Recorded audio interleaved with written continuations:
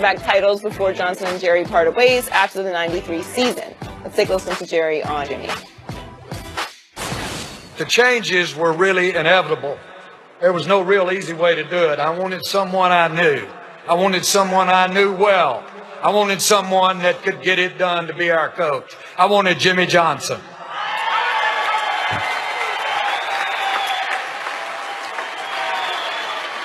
I said he'd be worth 5 first-round draft choices or 5 Heisman Trophy draft winners. Of course, I should have did get laughed out of town when I said it. It was my first experience as an owner and a general manager in making a difficult and very unpopular decision. Jimmy, it was a great decision. You were a great teammate. You were a great partner. To the contrary of popular belief, we worked so well together for 5 years and restored the Cowboys' credibility with our fans. We were back-to-back. We were driven. We had thick skin. We took all the criticism, make a dish out. I thank you.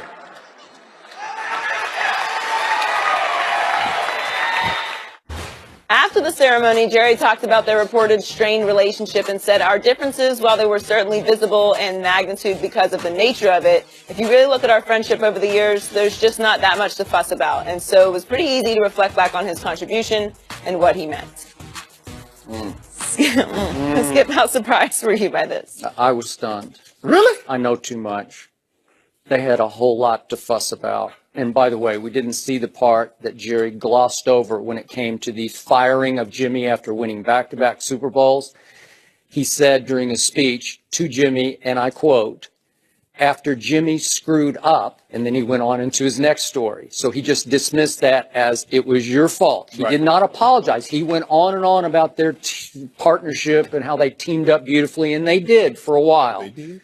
But Jimmy was never, ever happy with it. And I wrote a whole book about this off the 1992 Cowboys season, the first Super Bowl season, at the end of which I predicted they wouldn't last much longer together because I saw what was happening from the inside out. And I took a lot of heat for that.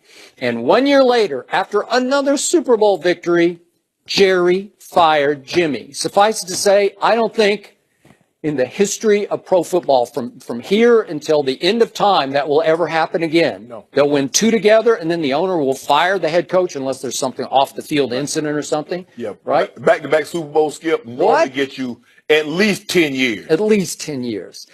So I realize they're both 74 years of age now, and there's a lot of forgive and forget and bygones be bygones, but trust me on this. Deep down, there's still a big part of Jimmy Johnson who does not like Jerry Jones and all the things that happened between the two of them. The great thing was, thanks to your brother, on Saturday night, Jimmy Johnson had a legitimate reason to be there because he drafted your brother, and your brother hung in through that early camp and then became a Hall of Famer. And so it was perfect. It just sort of fell in Jimmy's lap. He would not have been there just for Jerry. He would not have sat still for that speech up on that stage just for Jerry. But he did do it for your brother. God bless him for that. But it was perfect because it gave him a reason and a quote-unquote excuse to be up on stage and to literally sit still for that speech. And the point is that this was the first time I ever saw Jimmy actually be a good sport about something, because just remember, his biggest problem with Jerry was that Jerry didn't spend one day coaching football. Jimmy started in Picayune, Mississippi as an assistant high school coach and worked his way up after they were teammates at Arkansas. Jerry never spent one day learning how to be a front office executive, let alone a GM, right? And he went out and struck it rich in the oil fields and bought his way into the NFL as the owner and made himself the GM from day one of the Dallas Cowboys. And right away, Jerry wanted some credit for their breakthrough wins. That is correct. And Jimmy just couldn't stand it. And Jimmy began to make little asides to the media. And then, worse, he did have a boss, whether you liked it or not. His name was Jerry Jones. That guy at Arkansas was a walk-on, sort of overachieving, but he did start at offensive guard for their national championship team. But in front of front office staffers, in front of assistant coaches, he began to shame and ridicule the owner, Jerry Jones. Right. And it culminated with, after they won their second Super Bowl, at the league meeting, the assistant coaches were all at a restaurant around a big table, the whole group of them. Jerry walked up, picked up a drink, and proposed a toast to the Dallas Cowboys. And at the end of the table, Jimmy Johnson sat like this and wouldn't pick up his glass. And he proposed it again to the Dallas Cowboys. And Jimmy sat at the end of the table and just glared at him. And Jerry slammed the drink back on the table, walked straight out of the restaurant bar, went back to the hotel, gathered the reporters and said, I'm going to fire Jimmy Johnson and hire Barry Switzer to coach the Cowboys. And they thought he maybe had a couple of too many drinks. Right. And you know the rest of the story. That's exactly what he did. So the blood got so bad at that point that for me, having lived it inside out, to watch that from my couch on Saturday night was stunning to me. It made me feel good. It had a feel goodness to it, but I still believe there's a big part of Jimmy that'll never quite get over what happened. Skip, I think the thing is, I'm not really surprised because I believe time healed all wounds. Mm-hmm. And I also believe that it's a lot easier to move on when you don't have to come in contact with that person very often.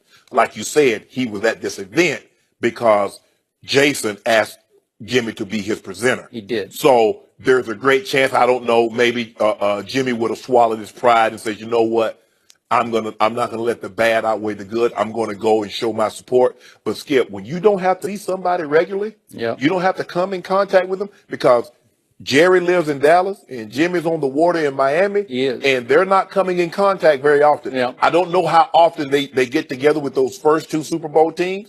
I don't know how often that happens, or does Jimmy come back? And also remember this, Jimmy's still on a level playing field because he isn't just good on our Fox broadcast. Yeah. He is great. Exactly. He's become an institution on that show to me. So you're sort of 50, you're looking eye to eye with Jerry. And you're looking at a guy that really built the Cowboys from the ground floor, because they were awful. As you mentioned, when Michael got there in '88, they were terrible. Yep. They got Troy in '89. They were terrible. They were like an expansion team, seriously. And so Jimmy just kept building and kept building because he knew the guys that were coming out of college, because a lot of them he coached again and he tried to recruit. So he had like a 3-year span, a 4-year span. Like, okay, if I get an opportunity, I'm gonna get that guy. Skip. But I think both of these guys are looking back and can't help but think, what could have been? Because they could have been the Patriots before the Patriots were the Patriots. Because this is what you got to understand.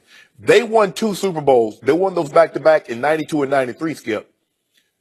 Michael, Troy, and Emmett was in their prime. Yep. They were 1 year apart. They were at their apex.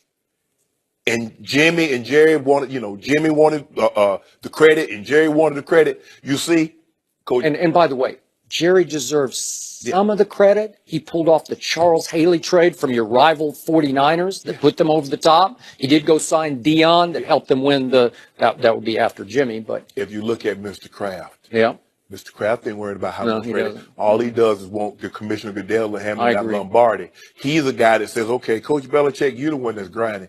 Tom and the players, y'all doing that. I want y'all to get all the credit. But Skip, you know what?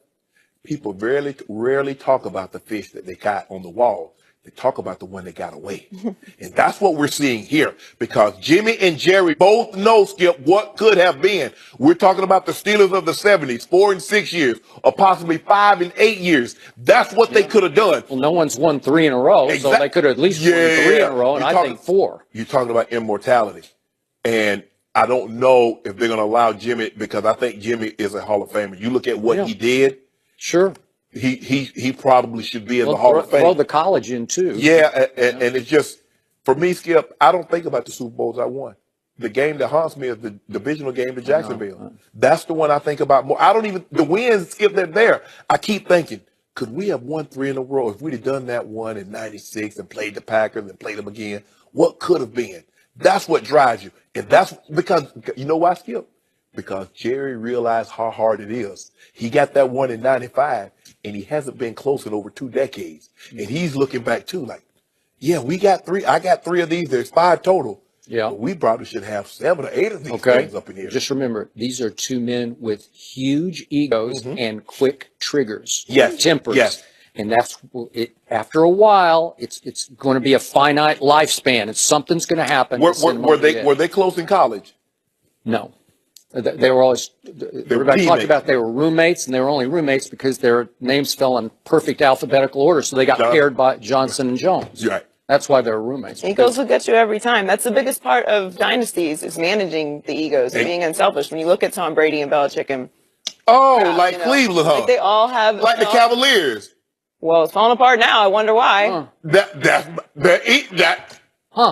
will get you every time. You got to keep it in check. Team that LeBron left and took his talents to South Beach? That I'm talking about right now. Skip, you know what I'm talking about. Now a dynasty? So Kyrie's the only one that has an ego on that team. I'm saying egos when people start to have. Yes, no, that's what happens. I want more shots. But it didn't surprise me that he had a nice thing to say about Jimmy. He knew Jimmy was going to be up there. And for the Hall of Fame, you looking back on your whole career, you're reflecting on everything, you know. You get sentimental with age. But it was Jerry's night to be sentimental. Yes, exactly. And Jimmy pulled me to the side. Jimmy said, "Hey," he said, "I didn't get a chance to watch you on the old show because we were on at the same time." He said, "You're doing a good job." He said, "You know what you're talking about." Did he say that? Yeah, man. I said, Jimmy, tell me that one more time because I want to tell Skip when I get back up. Trying to butter you up with your teammates, right?